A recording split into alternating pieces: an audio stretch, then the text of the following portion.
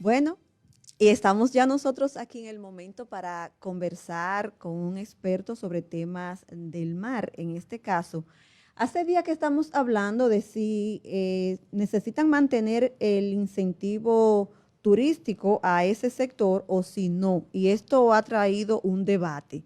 Nosotros hoy vamos a conversar con una persona que posee entrenamiento universitario en los campos de la psicología, la ciencia política, la educación, la economía y por supuesto es un consultor turístico a quien nosotros le vamos a pedir que por favor nos aclare si necesita este sector mantener los incentivos o no. Saludo, buenas tardes, don Juan Yadó. Bienvenido a Por Aire, Mar y Tierra. Buenas tardes. Un gusto estar con ustedes. El placer es nuestro. La verdad es que a mí me parece que ya no es necesario seguir concediéndole al sector turístico los incentivos fiscales de que ha disfrutado desde el 1971, cuando se promulgó la ley 153 de promoción e incentivo al desarrollo turístico. Es decir, que tenemos una industria que ha estado recibiendo esos incentivos fiscales por más de 50 años. La concesión de esos incentivos se hace generalmente a industrias nacientes que por una serie de razones de mercado necesitan un refuerzo gubernamental o estatal o fiscal, más propiamente dicho, para poder desarrollarse. Pero una vez esas industrias están plenamente desarrolladas, como es el caso actualmente del sector turístico, ya deben comenzar a tributar igual que todas las demás empresas. Yo pienso que ya ese es el caso del sector turístico y más particularmente el subsector hotelero. Don Juan, disculpe, entonces estas leyes no ponían un fin, no decía, bueno, inicia en esta fecha y va a ser hasta tal fecha, no lo especifica así, porque de no ser así sería como una vaca lechera, ¿verdad? El Estado en este caso. Bueno, el Estado concede los incentivos fiscales por un periodo determinado. Originalmente aquí, cada vez que se le asignaban los incentivos a un nuevo proyecto turístico, el periodo de usufructo era de 10 años. Pero posteriormente, a principios de los años a principios del 2000, eso se modificó para extender el plazo de concesión. Y desde que se pasó una nueva ley, la 158, el plazo de concesión ha sido de 15 años. Es decir que la concesión de los incentivos tiene un plazo. Lo que no tiene plazo es la ley. La ley sigue vigente hasta tanto el Congreso dictamine lo contrario. Entonces, ellos se quedan tranquilitos y la ley continúa aplicándose. Así mismo, una vez una empresa ha usufructuado los beneficios de la ley de incentivos por el plazo establecido, entonces debe comenzar a tributar, pero la ley sigue vigente para conceder esos incentivos a otros nuevos proyectos. Don Juan, en un artículo suyo del día de hoy, 2908, que está en el periódico acento.com, donde usted le titula Fin de los incentivos turísticos. Pregunta, dice una parte que los empresarios se podrían atolondrarse con esta información.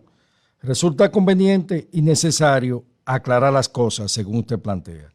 ¿Qué es la posición respecto a esta información de investigación que usted ha ofrecido?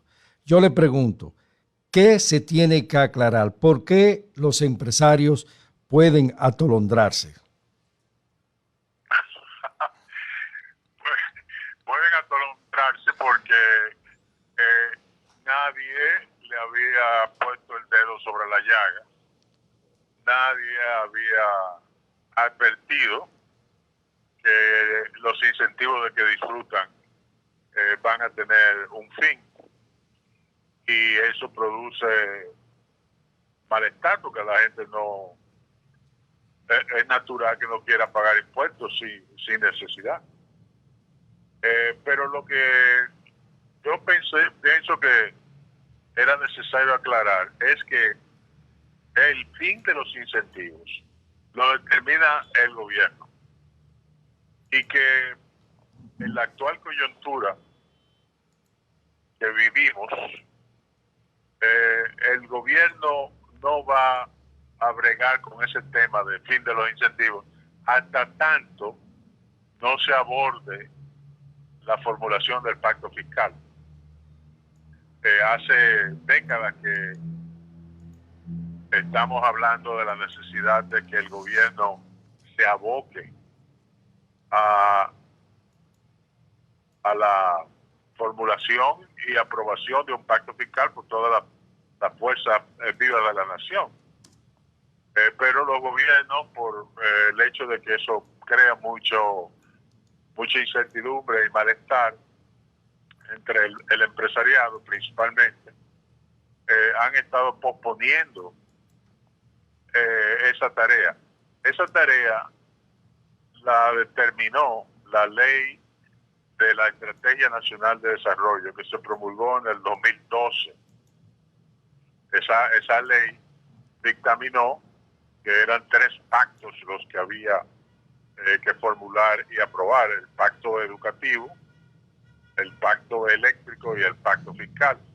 De hecho, el pacto educativo se aprobó ya hace varios años. El pacto eléctrico fue objeto de muchas discusiones por un largo tiempo, por varios años, y se firmó el año pasado, aunque con la ausencia de lo que le llaman el sector social, pero de hecho hay un pacto eléctrico firmado. Y queda pendiente el pacto fiscal. ¿Qué es el pacto fiscal? Bueno, el pacto fiscal no es más que una reconfiguración de los ingresos y los gastos del fisco, del gobierno. Es necesario mejorar la calidad del gasto por el lado de los gastos del gobierno, mejorar la calidad, mejorar su eficiencia, mejorar su pertinencia. Y por el otro lado, es necesario mejorar la tributación, los ingresos,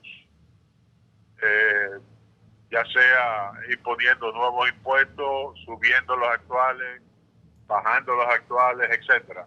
Es una tarea engorrosa. Los gobiernos le temen porque implica el afectar una serie de intereses creados, principalmente entre el empresariado, y que tiene unas consecuencias políticas no muy deseables.